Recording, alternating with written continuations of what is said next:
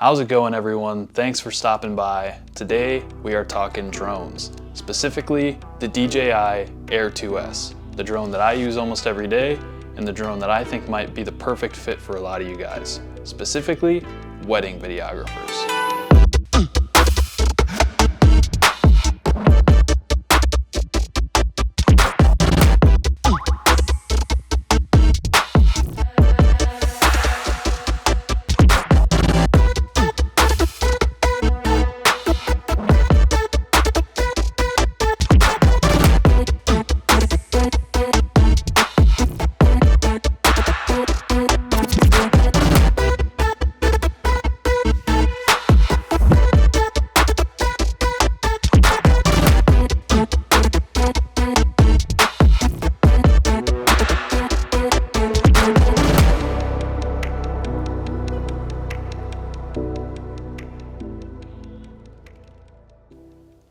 First of all, thank you guys so much for stopping by. My name is Tyler. My wife and I run Green Team Media, a wedding and elopement photography and videography company based out of Wisconsin.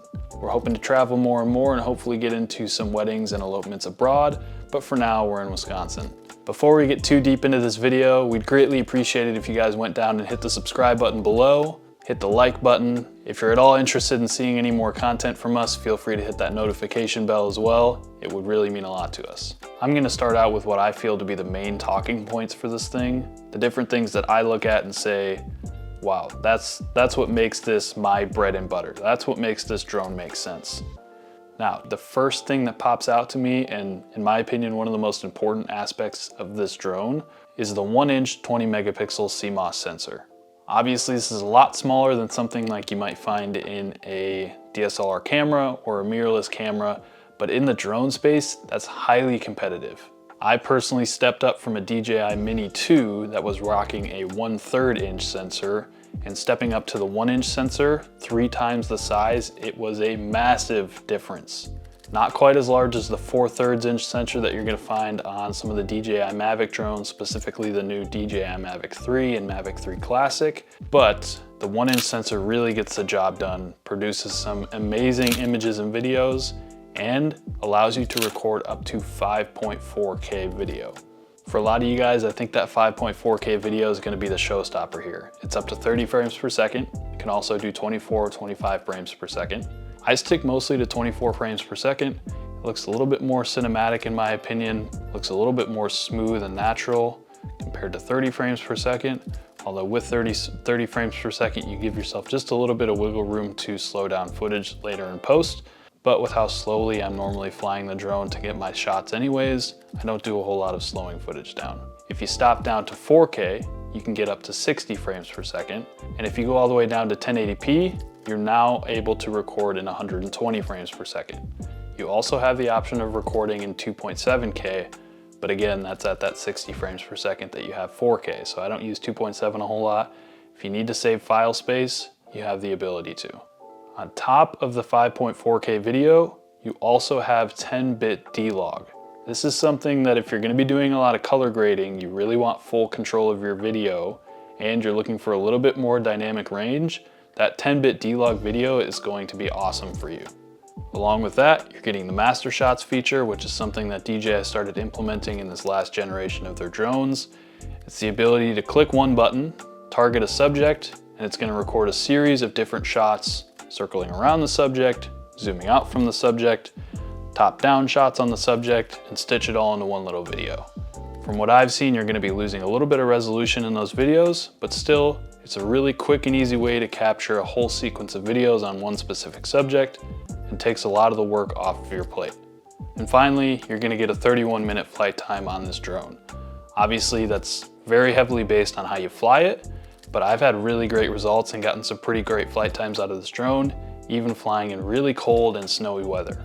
Now, as a wedding videographer, that flight time is honestly perfect, for me at least. I do a whole lot of my shooting right after the ceremony, while the photographers are doing family photos and stuff that's not necessarily as important to the video. I generally will pull out my drone right around then. During a lot of months, that also ends up lining up with kind of sunset sort of time, later in the season, earlier in the season, you know, 5 o'clock, 5:36. So I do a lot of my shooting right after that ceremony. And generally I have 30-ish minutes of time to get the drone out, fly it around for a bit, and do a lot of that work. If I'm doing multi-day shoots, that flight time isn't quite as important because as long as I have multiple batteries, I can carve out a little bit more time to fly the drone around and get exactly what I want. But for single day wedding shoots, that time right after the ceremony when they're doing the family photos, it's perfect. It gives me right around a half hour, 45 minutes, fly the drone up once, have one battery fully charged, reel off as many shots as I can that are gonna fit well with the video, and then take the drone down. I'd always recommend having multiple batteries at a time, obviously, 2, 3 if you can, but a lot of times you can get away with just one battery and you're not even gonna go through it most of the time. Now, somewhat unfortunately, the drone does run on micro SD cards. It's not ideal, they're small, not quite as durable, easy to lose, but you can use micro SD cards up to 256 gigabytes, which if you're using the highest resolution, highest bitrate, all that kind of stuff, having a large SD card in there is gonna be beneficial for you. If you happen to forget your SD card, or you take out the drone and you weren't anticipating to shoot, and you don't have an SD card with you, it does have 8 gigabytes of internal storage, which doesn't seem like a whole lot, but you can very easily step the resolution down and film quite a bit of footage with that. I have had a few instances where I've forgotten to put the SD card back into my drone before taking it out to fly, and that 8 gigabytes of internal storage has been really helpful. Even at 5.4K and the high bitrate, I've been able to get quite a few shots on that 8 gigabytes of internal storage if you're just conscious of how much you're shooting. If you're shooting intentionally and not taking the longest clips, you are able to fit a fair amount of footage in 8 gigabytes. Now, obviously I've said I think this is one of the best drones that you can get as a wedding videographer. What are the specific things that make me target this specifically at wedding videographers? Well, one, I'm in that position and I'd like to be a resource for people and recommend gear that fits really well for a wedding videographer. But obviously this is a drone that could work great for a real estate photographer, real estate video person, someone who does some different commercial work, or someone who's just into videography as a hobby, maybe running their own YouTube channel and just wants to get the best quality footage that they can. There are a few specific things that, in my opinion though, make this drone really well suited for wedding videographers. Like I mentioned earlier, the battery life, in my opinion, is perfect. It really gives you a great ability to shoot quite a bit of footage right after that ceremony time when they're doing family photos, if your timelines line up the way that mine do. It gives me the perfect amount of battery life in one single battery to get pretty much all the shots that I need for the entire wedding. Another thing is obviously that 1-inch sensor and the 5.4K resolution really ups production value. When I was shooting with the DJI Mini 2 before, the 1/3 inch sensor and the 4K footage, it looked good, but it didn't necessarily up production value. It just kind of lined up with the footage that I was able to get. Now that I have the 1-inch sensor and the 5.4K resolution, the second you see that drone footage, you're like, wow, this is like professional, high quality, like wedding video. Like it really just takes it to the next level. On top of that, you have D-Log, which is another really important thing for wedding videographers. It really allows you to take control of that footage, get the color grade that you're looking for, match it up with footage that you've taken on the camera, and obviously the extra couple of stops that you get with improved dynamic range so that you're not overexposing or underexposing things that you didn't anticipate.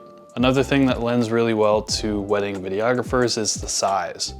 One thing that I do not like doing on weddings is bringing 3 or 4 bags, being totally overloaded with gear, and just not having a place to store it.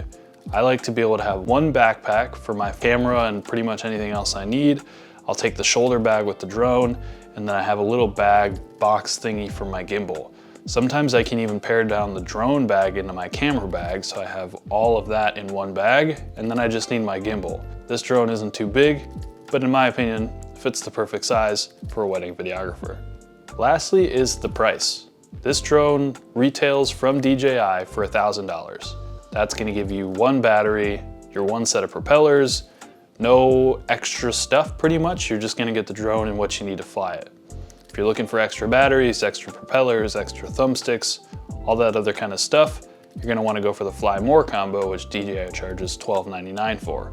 I buy a whole lot of stuff used. I bought this specific drone used. I got the Fly More combo on eBay for right around $1,000, so I saved $200 to $300. It was lightly used, but it showed up to my house pretty much new. If you're okay with going with used stuff, check out eBay, make sure you buy from a reputable seller, but you can easily get this drone for $700 to $800.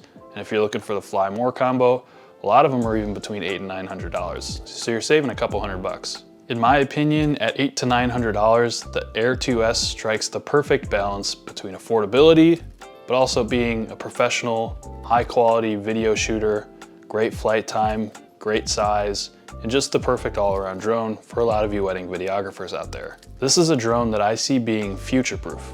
I don't think the resolution is holding it back. I don't think the sensor's holding it back. I don't see anything really holding this drone back from lasting me 3, 4, 5, 6 years even, as video quality and image quality continue to step themselves up and get better over time. I don't see anything holding this drone back from lasting me that long. When you're stuck between choices like the Mini 2, the Air 2S, the new DJI Mavic 3 drones, some of the older Mavic 2 drones, in my opinion, this strikes the perfect balance between all three of them. It's not going to compete with something like the DJI Inspire drones, but that's not what it was built to do. As a wedding videographer, I can personally vouch for this product, and in my opinion, it's the perfect product out there for wedding videographers that have needs similar to mine.